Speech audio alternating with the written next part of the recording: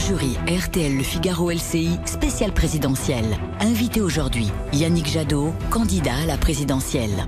Le débat est dirigé par Benjamin Sportouche. Bonjour à tous ou rebonjour à tous, bienvenue donc dans le grand studio de RTL. Si vous nous rejoignez à 13h30, nous accueillerons dans ce grand jury spécial présidentiel Clémentine Autain, soutien de Jean-Luc Mélenchon. Mais donc tout de suite Yannick Jadot, candidat vert à la présidentielle. Bonjour Yannick Jadot. Bonjour. Merci d'être avec nous aujourd'hui. Et à mes côtés, ça n'a pas changé. Pour vous interroger, Adrien Jeanne de TF1 LCI, bonjour, Guillaume Roquette pour Le Figaro bonjour. Et Marie-Pierre Haddad pour RTL.fr. Alors, vous avez écouté, j'imagine, le ministre de l'économie et des finances, Bruno Le Maire, à l'instant, et beaucoup de questions se posent, du coup. Et une des premières questions vous est posée par Adrien Gindre. Oui, on terminait l'émission avec Bruno Le Maire il y a quelques instants en évoquant l'ouverture dont fait preuve Emmanuel Macron. En tout cas, cette semaine, il a expliqué qu'il pouvait travailler avec tous ceux qui étaient prêts à trouver des points en commun. Il a cité Valérie Pécresse. On interrogeait Bruno Le Maire sur votre cas personnel. Quand on regarde le programme écologique d'Emmanuel Macron, il y a bien sûr le nucléaire, on connaît vos désaccords, mais est-ce que sur le reste, vous êtes si éloigné de ça que lui, est-ce que vous pourriez absolument pas travailler avec lui sur tous ces autres sujets hors nucléaire, bien sûr? Écoutez, ça vous a pas échappé, je suis candidat à l'élection présidentielle en fait. Je suis pas candidat à rejoindre un gouvernement d'Emmanuel Macron. Emmanuel Macron est le président qui a été condamné 2 fois par la justice française pour inaction climatique. Vous avez entendu son programme dorénavant sur l'agriculture. Il le reconnaît comme ça, il le revendique. Numérique, robotique, génétique. C'est-à-dire qu'il veut remplacer les paysans par des robots et réintroduire les OGM dans notre agriculture. Et là, ce qu'il vient de dire ces derniers jours, il faut s'affranchir des contraintes environnementales pour avoir un modèle encore plus productif.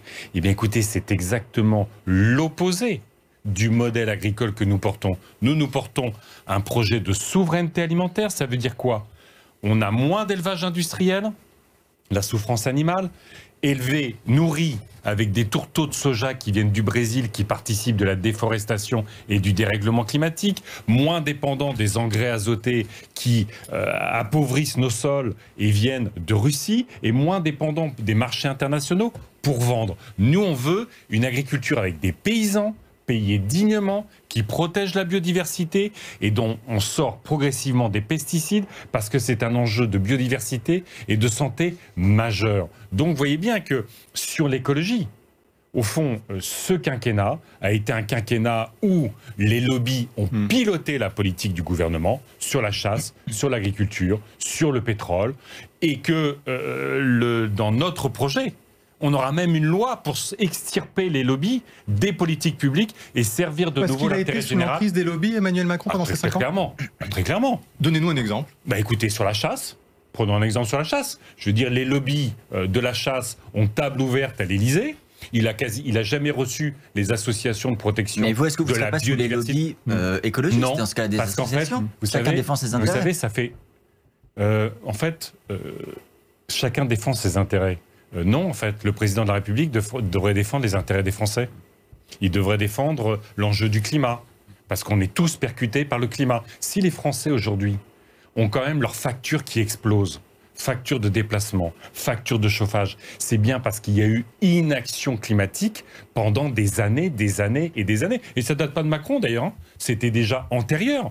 On n'a pas investi sur l'isolation des logements. D'un seul coup, quand les prix augmentent, les Français sont percutés par les dépenses de chauffage. On n'a pas investi sur les transports collectifs. D'un seul coup, les Français sont percutés par les hausses de carburant. Eh bien, c'est exactement l'inverse. Il ne l'a pas fait, nous le ferons. Alors, vous parliez de la chasse, beaucoup de questions se posent. Oui, ce que vous avez dit sur la chasse, donc le fait de l'interdire le week-end, les jours fériés et pendant les périodes de vacances scolaires avait fait beaucoup réagir sur les réseaux sociaux. Mardi qui arrive, les chasseurs vont recevoir les candidats à l'élection présidentielle devant un grand oral qui a organisé. Vous n'avez pas été invité. Si ça avait été le cas, est-ce que vous y serez allé?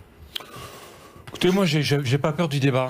J'ai pas peur du débat, y compris parce que je pense qu'il y a une responsabilité aussi aujourd'hui des chasseurs à faire un peu la police en leur sein.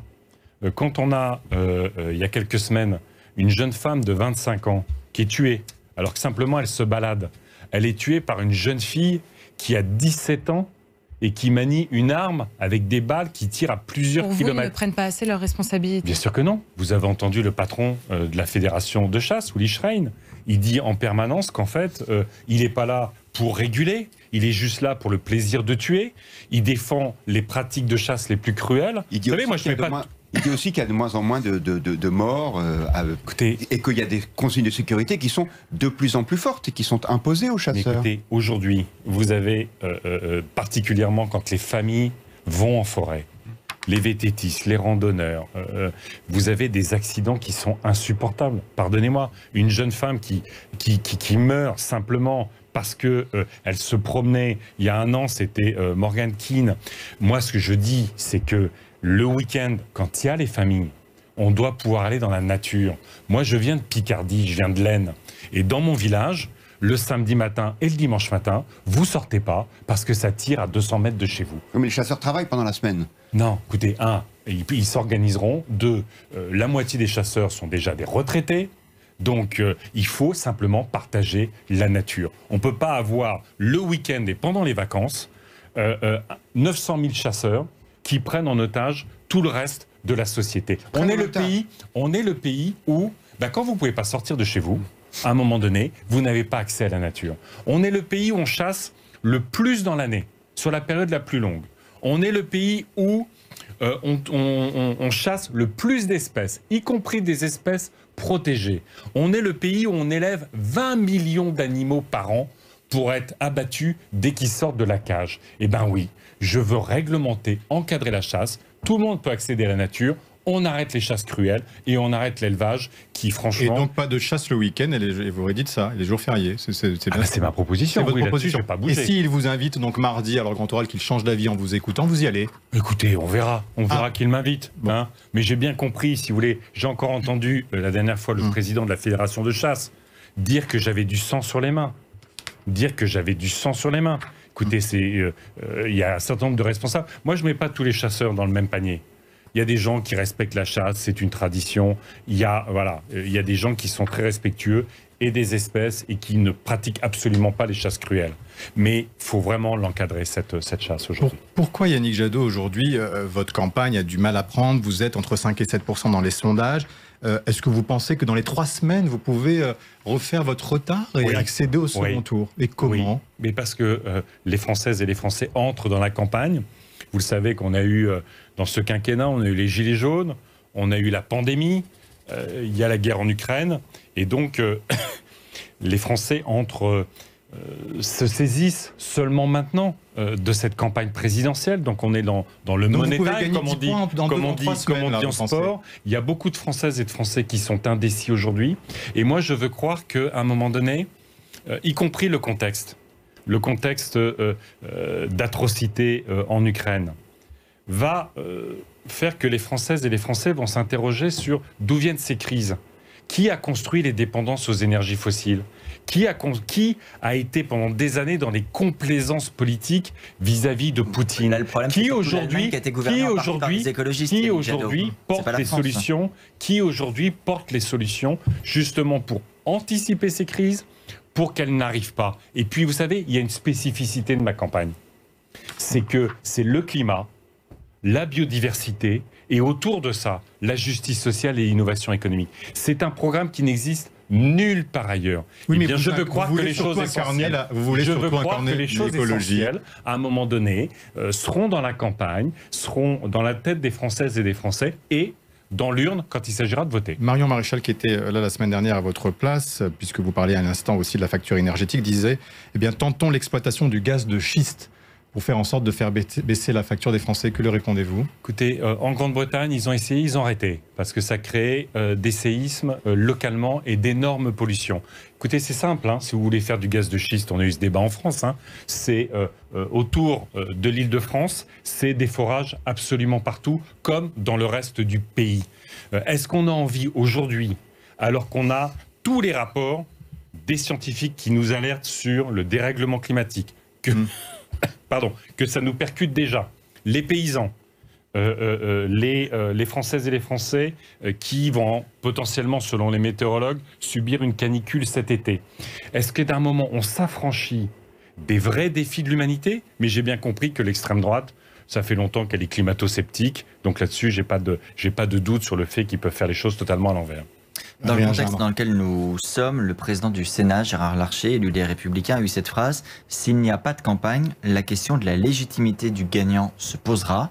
À votre place tout à l'heure, le ministre Bruno Le Maire condamnait ces propos. Est-ce que ce sont des propos que vous partagez? Une analyse que vous partagez? La question, c'est pas la légitimité démocratique de celui ou de celle qui sera élu. Parce qu'il y aura eu un vote et nos institutions sont comme ça. Le sujet, c'est est-ce que cette campagne présidentielle, pour le moment, est à la hauteur des défis et des choix de société que doivent faire les Françaises et les Français? Et alors, que répondez-vous? Ben, pas pour l'instant. Pour l'instant, c'est une forme de campagne qui est confisquée. Mais par confisquée à la fois par l'actualité, évidemment. Elle écrase tout. Mais ça, c'est de la faute de personne. J'ai accusé personne. Si, c'est la faute de Poutine. Il faut quand même pas... Et de ceux qui l'ont soutenu jusque-là. Quand on a autant d'interrogations dans la société, pourquoi autant de crises qui frappent de plus en plus brutalement? Quand on a autant de colère, d'angoisse, mais aussi d'enthousiasme, d'énergie, de projets, eh bien, il faut à un moment donné que la politique arrive à être le débouché de ces colères, de ces interrogations. Qui la confisque? Vous dites le président de la République la confisque? Le président de la République, en refusant de débattre, évidemment, ne participe pas à ce moment de démocratie. Je pense que c'est indispensable pour notre pays, au regard de ces tensions que j'exprime, qu'au fond, il y a une forme de purge des colères, des tensions, des interrogations. Au risque d'une illégitimité? À travers un débat politique où les Françaises et les Français pourront dire voilà quels sont, face aux grands enjeux de l'hôpital, du climat, de la santé, de la biodiversité, du pouvoir d'achat, de notre souveraineté économique et alimentaire. Quels sont les choix de société que je devrais faire? Pardon, je reviens à la question qui vous était posée sur l'illégitimité telle que l'a définie Gérard Larcher. Est-ce que vous dites... Non, les institutions fonctionnent. Le président qui sera élu aura la légitimité du scrutin. Mais reconnaissons qu'il n'y a pas vraiment de débat. Il aura quelle légitimité sur le programme qu'il porte si ça n'est pas débattu? Et il ne veut même pas débattre de son bilan. Il ne veut même pas débattre de son bilan, tellement il est fébrile, au fond, sur ce bilan. Puisque vous parlez des institutions, vous allez présenter cette semaine, je crois, votre programme sur les institutions. Oui. Est-ce que, on entendait tout à l'heure Bruno Le Maire sur la fonction de Premier ministre assez hésitant pour la conserver, qu'est-ce que vous faites? Vous faites aussi un régime présidentiel ou non, un régime je déplace plutôt vers le parlementarisme, c'est-à-dire qu'on a un gouvernement avec un Premier ministre, et pour ma part, ce sera une Première ministre responsable devant une Assemblée nationale élue à la proportionnelle. Et le président aurait une fonction honorifique, par exemple, comme en Allemagne? Non, ce n'est pas une fonction honorifique, il a une fonction de fixer le cap, il a une fonction de garantir l'état de droit, c'est au fond l'article 5 de la Constitution, et donc il se pose comme garant des institutions, il se pose comme garant du cap fixé lors de l'élection présidentielle, comme le garant du temps long, notamment la question de l'environnement, de la biodiversité et de la solidarité dans notre pays, mais on a un gouvernement qui gouverne et qui rend compte non pas au président de la République, mais qui rend compte à l'Assemblée nationale. Votre première ministre, vous dites ce sera une femme. Et ce sera par principe? Oui. Et mais vous avez un nom en tête? Vous avez raison. Est-ce que vous avez non, on n'est pas encore à désigner le gouvernement. Mais oui, par principe, ce sera une femme. Parce que je pense qu'il faut la parité à la tête de l'exécutif. Et je souhaiterais que, mais ça ne sera pas le choix du président de la République, vous l'avez bien compris, puisque que ce soit une présidente de l'Assemblée nationale aussi, ça renouvellerait notre institution. J'imagine que ce sera pas Sandrine Rousseau. Non, comme vous répondez pas. Mais non, je ne réponds pas sur les noms, ça n'a pas de sens. Non, mais justement, si on a reçu une question d'Aurélie sur Facebook sur les noms qui veut un peu s'imaginer votre futur gouvernement si vous êtes élu président de la République, est-ce que vous pouvez nommer Première ministre Anne Hidalgo?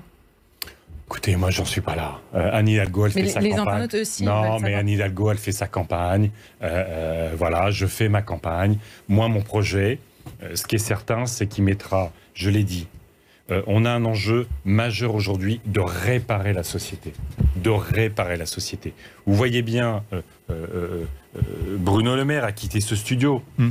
C'est un gouvernement qui a largement agi avec, pour, et peut-être sous les recommandations permanentes des cabinets d'experts, des cabinets de consultants, McKinsey. Il a dit que McKinsey, si c'était le cas, paiera ses impôts. Mais vous vous rendez compte quand même qu'on a normalement une des fonctions publiques les mieux formées au monde.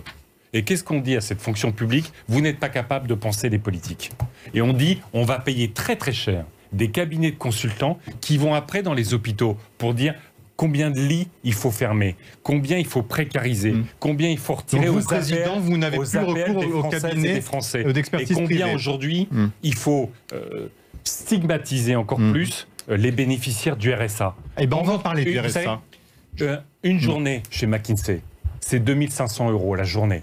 Pour un consultant. Pour un consultant. Le RSA, c'est 560 €. On va y venir au RSA. Par mois. Juste pardon sur les institutions, une dernière question. Est-ce que ce sera un mandat présidentiel avec vous ou deux? Oui, j'ai dit un septennat non renouvelable. Un septennat non renouvelable. On en vient justement au RSA et la proposition d'Emmanuel Macron. Sur le RSA, oui, Emmanuel Macron veut conditionner son versement à 15 heures par semaine obligatoire d'activité ou de formation. Est-ce que vous êtes d'accord sur le constat, c'est-à-dire le RSA n'incite pas suffisamment ceux qui en bénéficient à revenir vers une activité salariée? Non, je réfute cette assertion.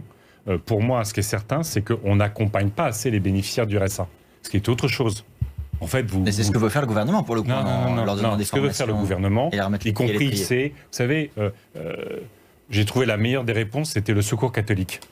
Le Secours catholique, à cette proposition, il a dit, mais vous vous rendez compte qu'en fait, ce que propose le président de la République, c'est des travaux d'intérêt général, et en fait, il traite les pauvres dans ce pays comme des délinquants.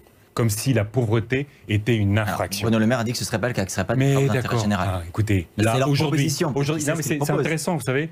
Bruno Le Maire, tous ces gens-là parlent souvent d'assistanat, au fond. C'est ça leur idée. C'est que vous touchez 560 € par mois, vous êtes tellement content, vous êtes tellement bien, qu'au fond, vous êtes dans votre canapé, en train de manger des chips et de regarder la télé. Et ben, je trouve cette vision de la société, vous je la trouve d'une brutalité et d'une injustice. Non, je pense que ce qu'on doit faire avec celles et ceux qui souffrent le plus, c'est de les accompagner en insertion, c'est de les accompagner en formation. Ça, c'est sûr. Moi, je veux massifier, par exemple, ce qu'on appelle les territoires zéro chômeur de longue durée. Vous savez, c'est ces systèmes-là, quand vous êtes au chômage depuis longtemps, c'est tous des processus d'insertion pour l'utilité sociale. Ça a du sens. Moi, le revenu citoyen que je propose, c'est que, notamment les jeunes, ne soient pas en dessous de 920 €, qui est le seuil de grande pauvreté. C'est un revenu d'autonomie pour les jeunes. Cette façon de stigmatiser les pauvres. Et toujours, je l'ai entendu, Bruno Le Maire, vous dites qu'il les considère comme des délinquants. Pour vous, écoutez, la manière dont c'est considéré. Non, je reprenais la phrase du Secours catholique. Donc vous reprenez. Oui, parce que je trouve que quand l'idée qu'au fond, être pauvre aujourd'hui dans notre pays, c'est l'avoir choisi. C'est ça le discours implicite d'Emmanuel Macron. Et j'entends le ministre de l'économie qui dit « Ah, moi, surtout, je veux rien imposer aux entreprises. Hein. Les entreprises, elles font ce qu'elles veulent. Total, complice des crimes de guerre en Ukraine, on laisse Total en Russie, il n'y a pas de problème. Il y a des entreprises qui ne servent plus l'intérêt général, on ne contraint pas. On ne contraint pas. Mais par contre, les pauvres, à ceux-là, on les contraint. Les chômeurs, on réduit l'assurance chômage. Les retraités, ceux qui ont eu des carrières longues, vont souffrir encore plus longtemps de leur métier. Et bien ça, c'est injuste. Sur le cas de Total, par exemple, qui effectivement n'a pas cessé ses activités en Russie, est-ce que vous dites aujourd'hui aux Français qui nous écoutent et qui nous regardent, boycotter Total, arrêtez de faire le plein chez Total? Écoutez, s'ils peuvent choisir une autre marque, oui. Mais moi, ma responsabilité politique, vous savez, Emmanuel Macron, comme ministre de l'économie, il a fait en sorte que Total puisse bénéficier de l'argent de la Banque publique d'investissement, de la BPI.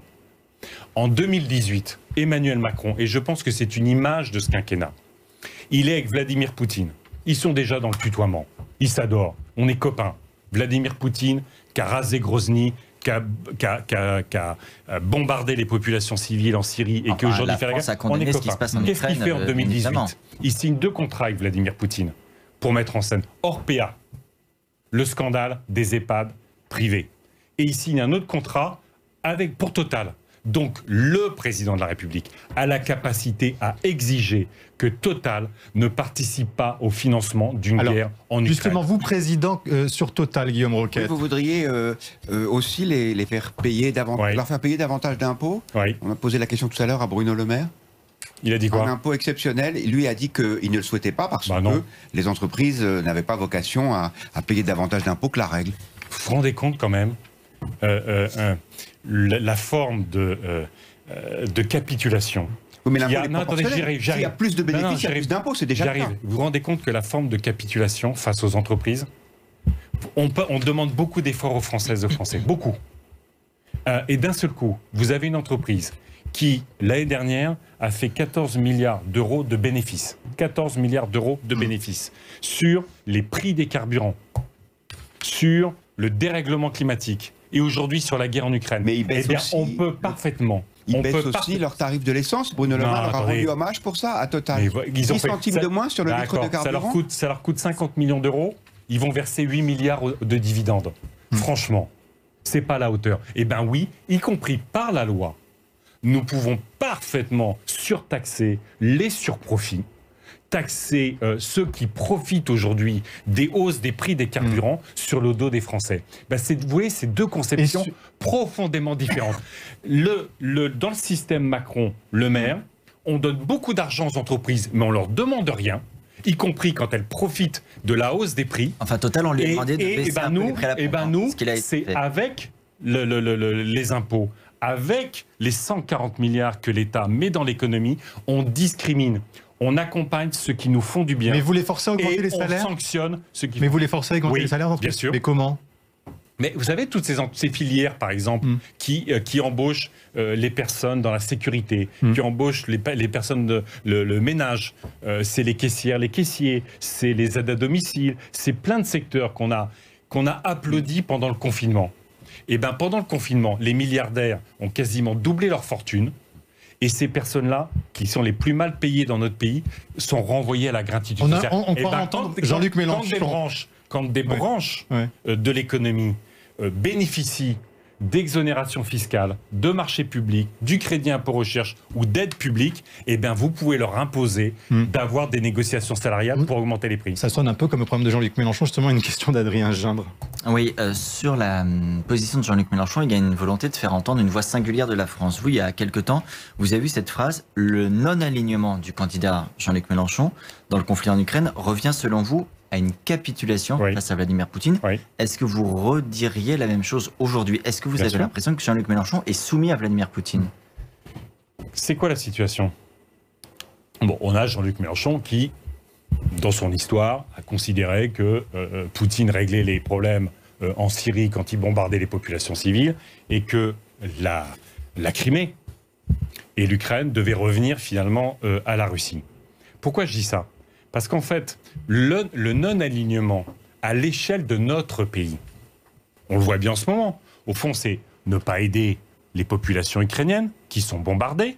Donc au fond, c'est accepter que Vladimir Poutine va envahir ce pays, va faire de l'Ukraine un territoire russe et tuer la liberté, la démocratie, en plus d'avoir tué des milliers et des milliers de personnes. On peut être indépendant sans soutenir Poutine. Non, parce qu'en fait, si on veut être non aligné au sens de peser, il nous faut l'Union européenne.